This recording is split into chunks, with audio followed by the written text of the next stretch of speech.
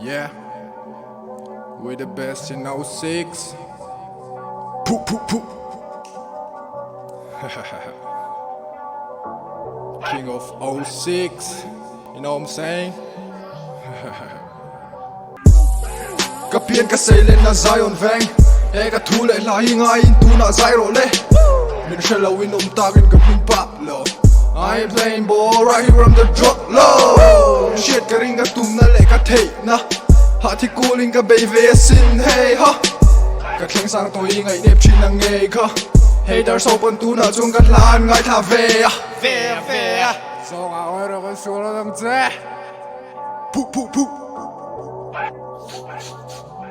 Yeah. I got big up Mista blow. Kể đi lâu tu đã nghe ông Pablo. Cả sự lòng mong nghe anh chiếc step on Mista ro. Hey cả sự sẽ đủ cần về là chuan ngô các kinh xin thar các bụi khen chuan đi ron lu mà sắp ra. Veng lun năm mùi ba rem man hùa man niệm anh ron lên mun. Bro cả wang anh khá gần xua ron treo ring su. Anh to cả huai thì tan khơi mun po hi ring chung.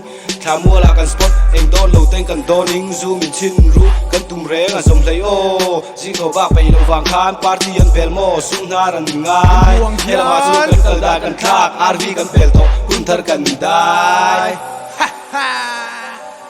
diriam tu te ran bel chiang lo an hel zel si tu na min shia ban po nei lo mai la kan ila wang el sen chi Pu pu pu.